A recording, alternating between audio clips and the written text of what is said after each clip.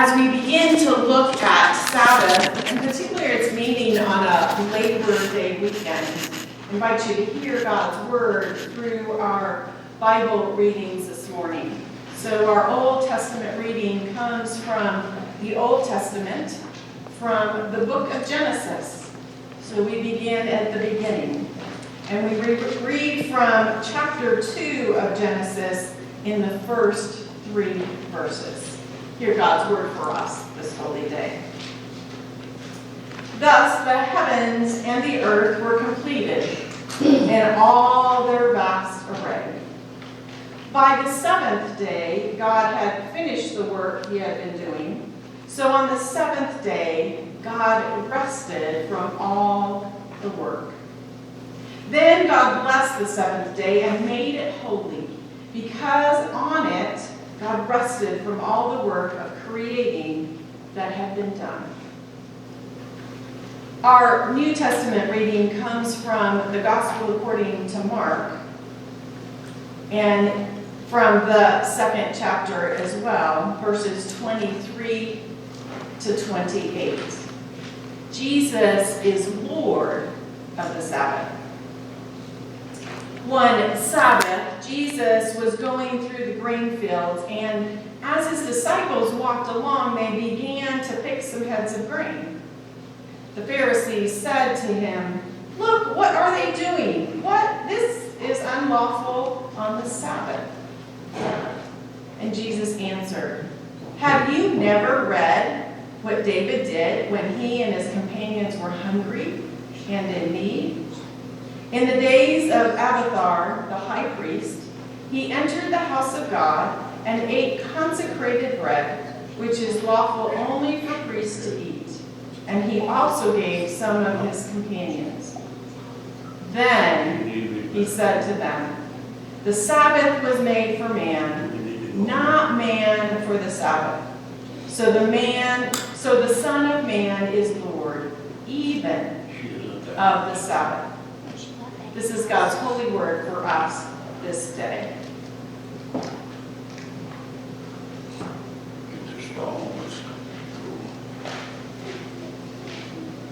want to stay? Okay, I want to go home. You want to come up here with me, Lindley?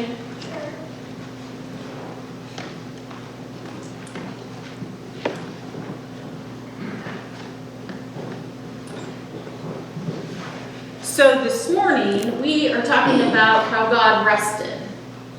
Because we know that God created the world, created everything out of nothing, and then God rested. That's fair, isn't it? How do you rest? When in a day do you rest? At nighttime. That's the only time, she says. So that question goes to all of you too. When do you rest? I think a lot of us are exactly like Lindley in that the only time we rest is in the evening when we finally put our head to a pillow.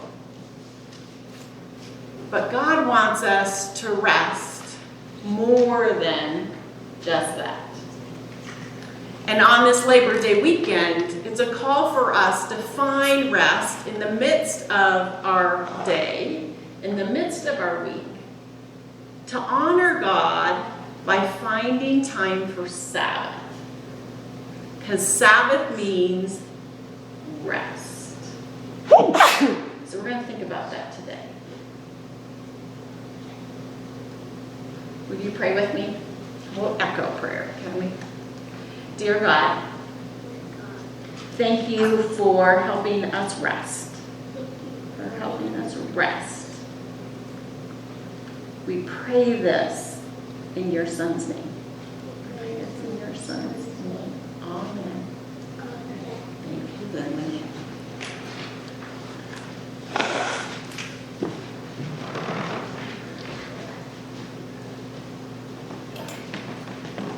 So, some of you that were here last week got a challenge. And so I want to check in on your past week and how it went to find some intentional Sabbath.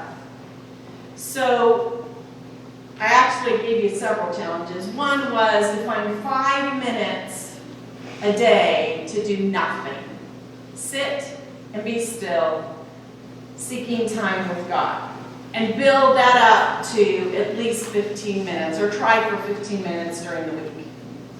Then I asked folks to match that time with 5 minutes, building up to 15 if you could, and doing something restful that you enjoy. Because rest doesn't necessarily mean sleeping, and rest doesn't necessarily mean stopping and doing nothing. And then I asked you to find some time just to be with God. Sitting in prayer, quiet and listening for God, devotion or scripture reading.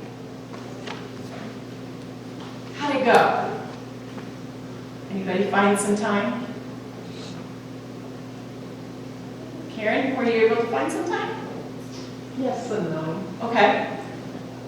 Jeannie? I didn't do very good. That's fair. Charlotte? Like the doing the devotions and the, find a little bit of time to do something peaceful that I enjoy. I find it harder to find that 5 minutes of total quiet. Of total quiet. Bart? No, that's. Right. Yeah. Starting back to school and with students. I get it. And I told you that I was going to do it too. And it is hard. I, like Charlotte, have the space for devotion and prayer, but that isn't sitting still and doing nothing. And that sitting still and doing nothing is extremely hard. And even learning last week that in a Jewish tradition, the day begins as the sun sets, which was intriguing to me to think that my day actually starts at the most restful time of my day. So, once 5:30 is there, that's usually, not with meetings, night meetings, but usually that's the calmest part of my day, other than first thing in the morning. And so it was just an intriguing, but it didn't give me quiet time. But that time to be restful and do something you enjoy, I think is important, because that's the renewal, and I think we'll hear some of that today.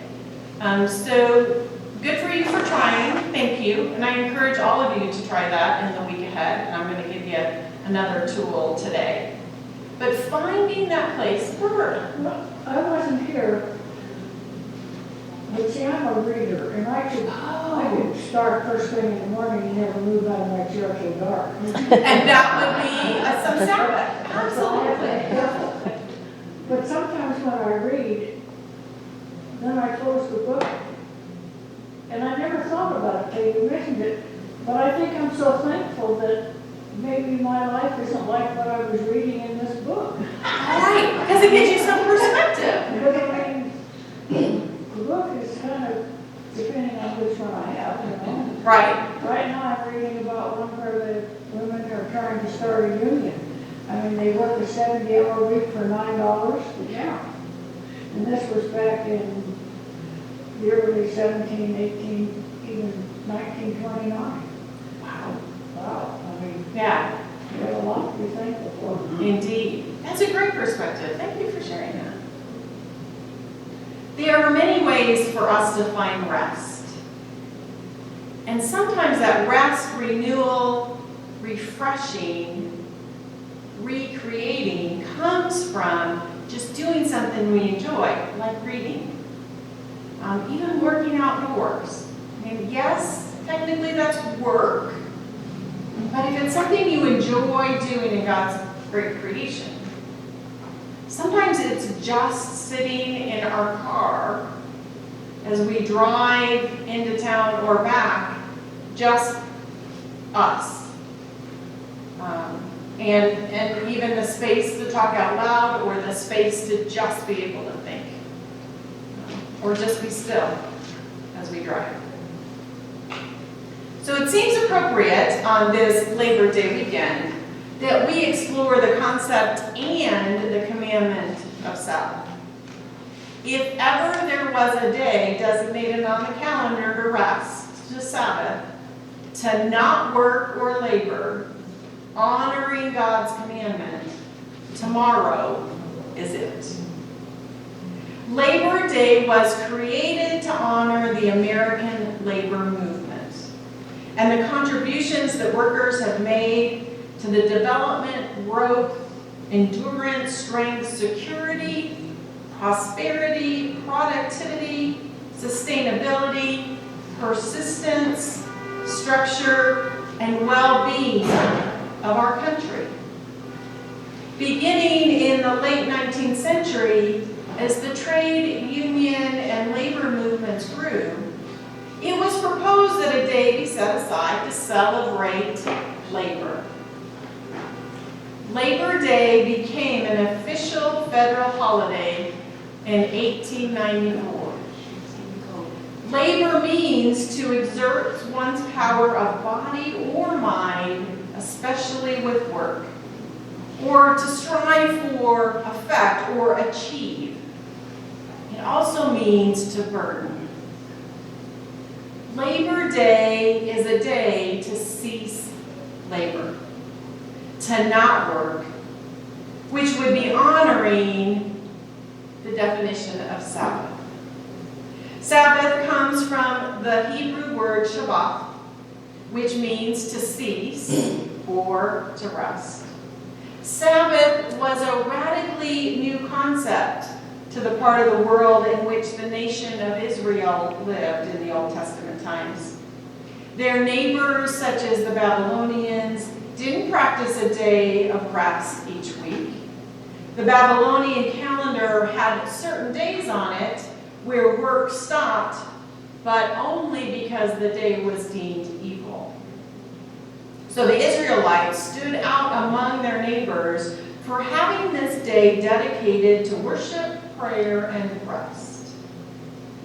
In Genesis, we heard that on the seventh day of creation, God was finished. God rested. God took a Sabbath. God rested not because of weariness or hard work, but because nothing formless or empty remained. God's creative work was complete. It was totally effective, absolutely perfect, matter of fact, very good. It did not have to be repeated, repaired, or revisited. And the Creator rested to commemorate it, to celebrate the completion. While the word Sabbath is not used here, the Hebrew verb translated rested is the origin of the noun Sabbath. Because God rested, we rest as well, since we are created in the image of God. It is about our relationship with God and with others.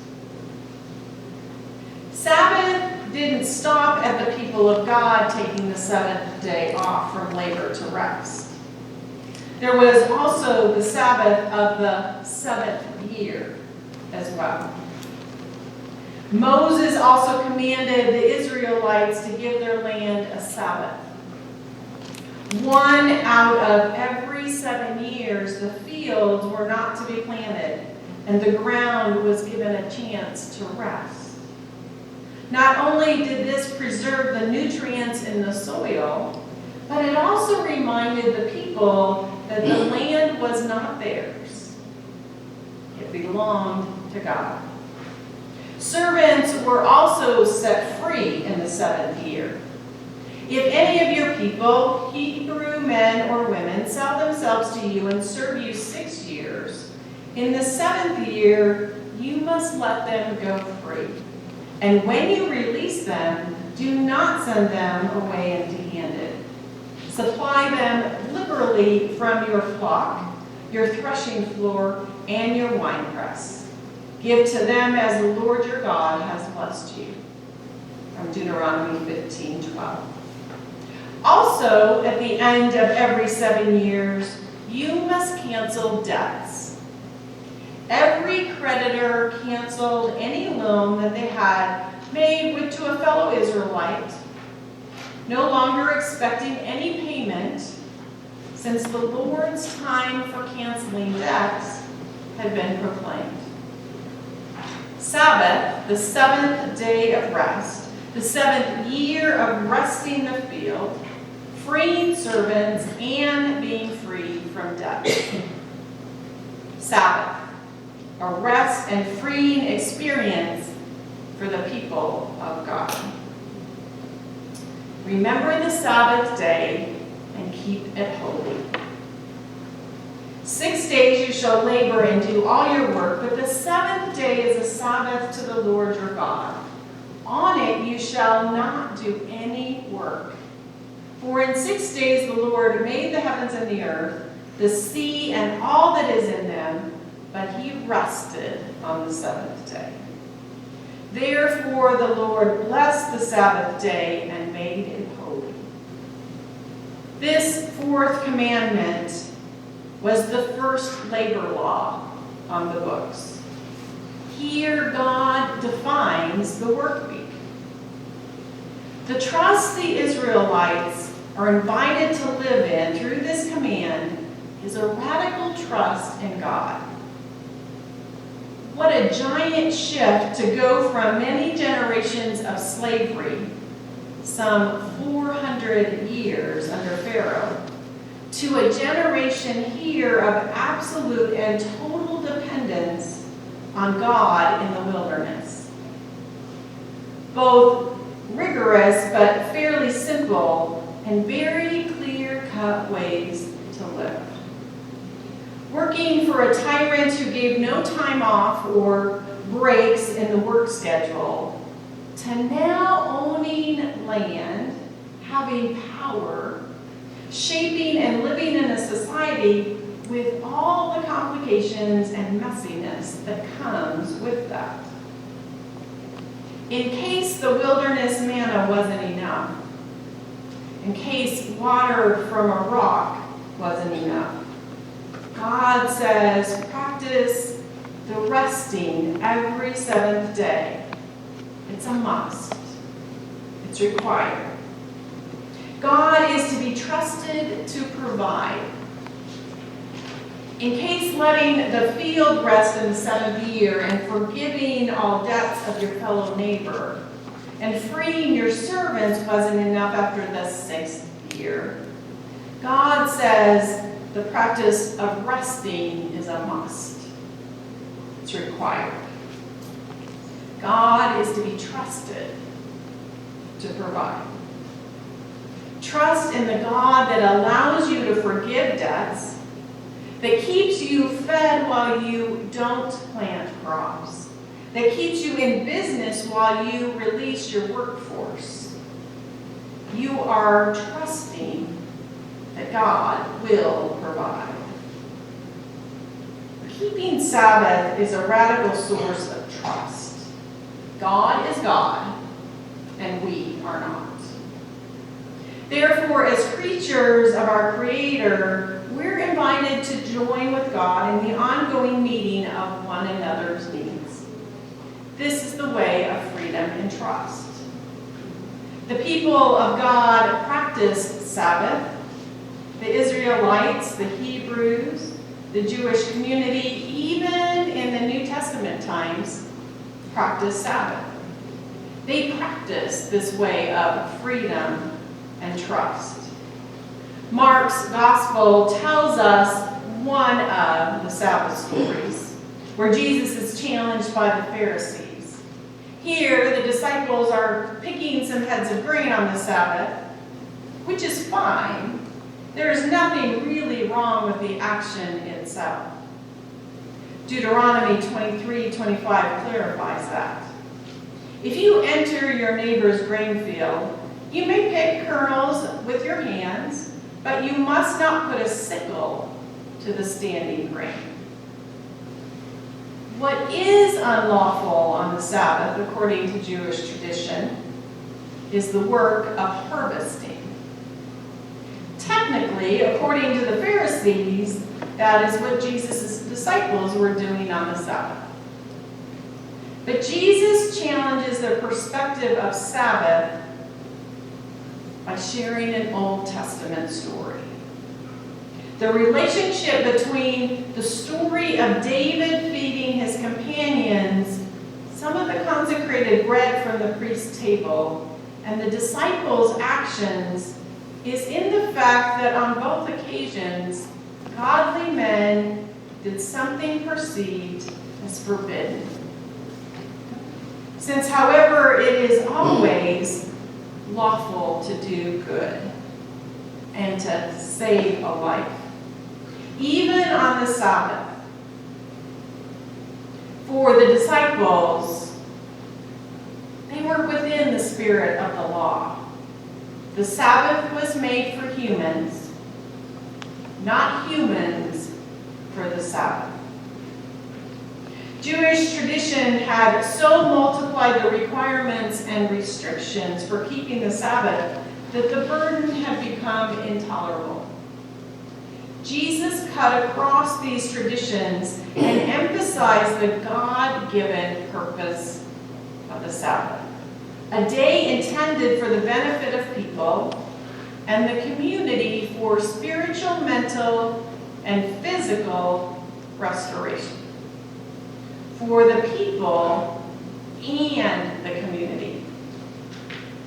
That is the kind of Sabbath that we are challenged to practice in today's world.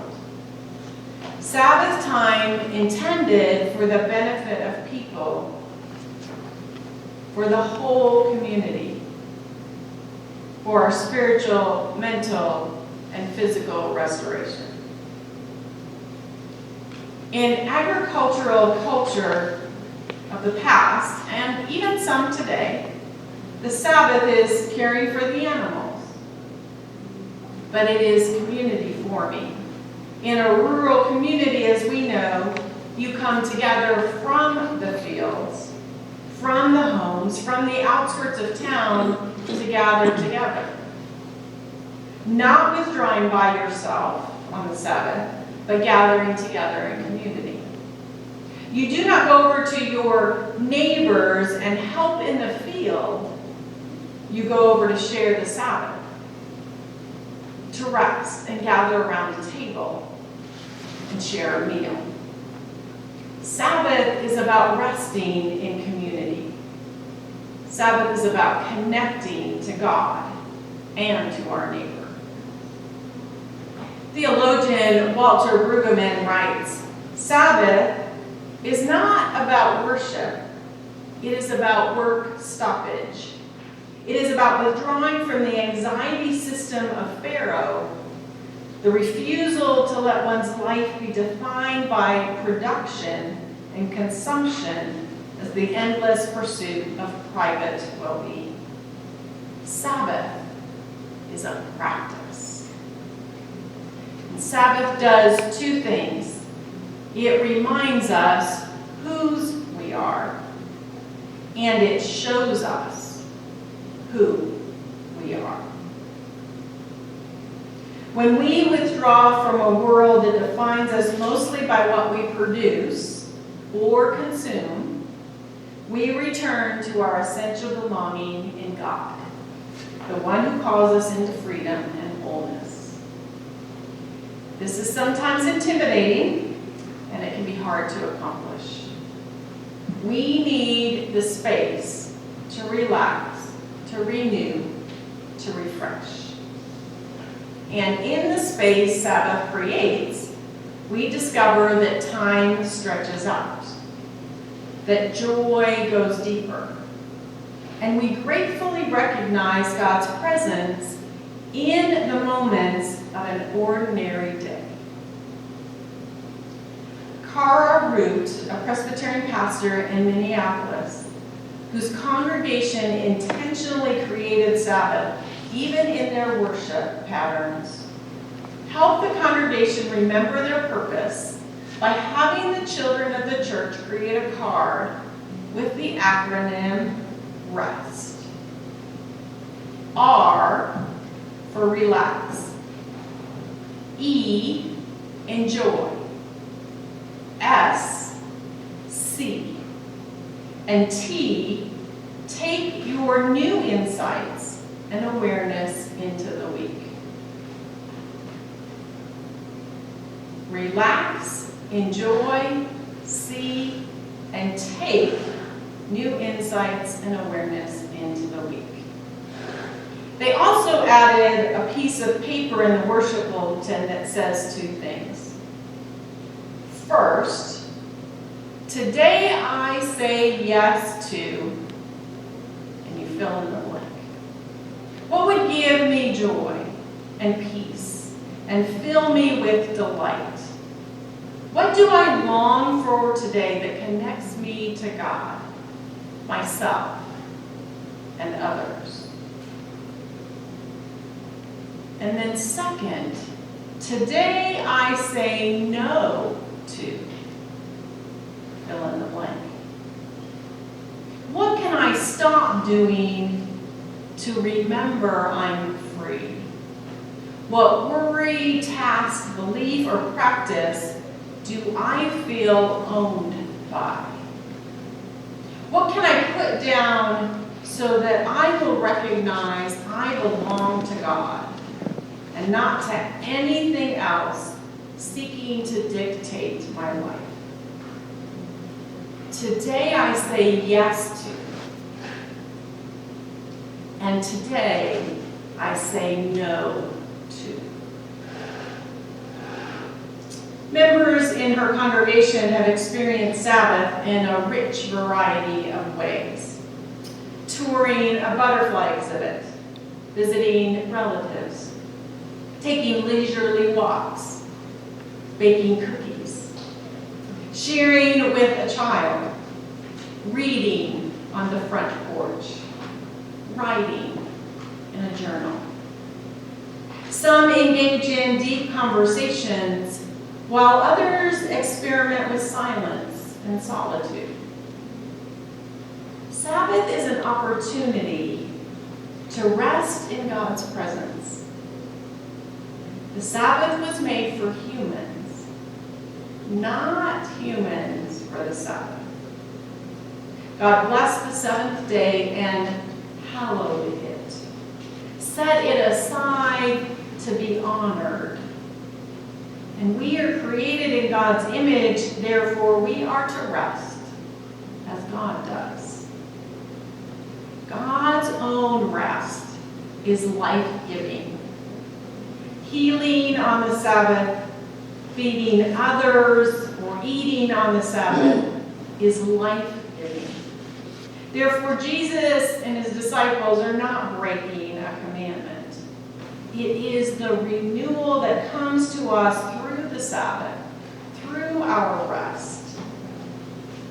Life itself is a gift and comes out of the renewal and rest. Inactivity, doing nothing, is not really what Sabbath is all about.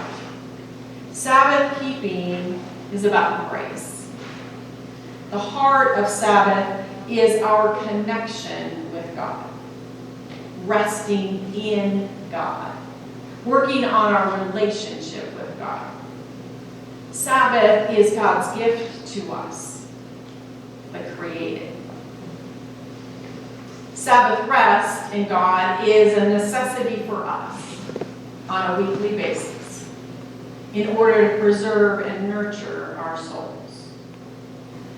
Given the pace of our lives today, however, we may slip or even be unable to remember the Sabbath. So how can we practice Sabbath rest? This morning I want to share with you the moment Sabbath. The moment Sabbath links an ordinary, recurring event with a moment's pause to recall God's love and presence with you. Here's how it works. I want you to choose an ordinary, reoccurring event in your daily life. Think about that. Maybe it's opening the door and leaving the house, turning the key in your car's ignition, turning a light on in a room, taking your first sip of coffee or tea in the morning, brushing your teeth. Think of that ordinary, reoccurring event in your daily life. Then each day in a period of silent prayer, as you complete that action, that event, you lift up just a thanksgiving. Take a deep breath and remember the Sabbath. Quiet your mind just for that moment.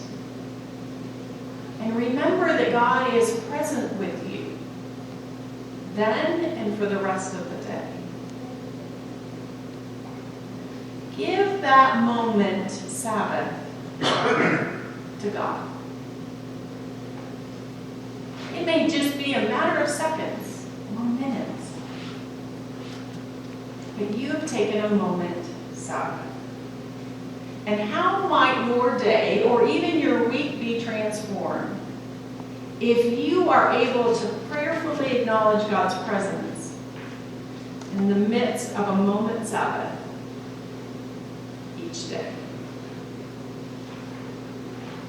If the rules of this world are off the table, if we can no longer assess our value and our standing by how productive, successful, or good we are, the remaining grace and invitation to simply abide in the love that claims us can take over. It might feel uncomfortable, but it's worth it. We too can find ourselves shifting from slavery to freedom, awakened from death into life, feel our joy made complete, and experience rest for our souls. If we can stop just enough and let God meet us just where we were, where we are, and as we are, keeping Sabbath can help us quiet our distracted minds and listen for that still, small voice. It can teach us to be and not always do. We can center ourselves for the next day or the week to come. Pastor Ruth says, Sabbath is like discovering an 8th day of the week. Try finding Sabbath rest in the midst of your busyness. Try setting aside 15 minutes every day to just rest in God. And try the moment Sabbath every day this week. Try finding an 8th day in the week for God's Sabbath. May it always be so.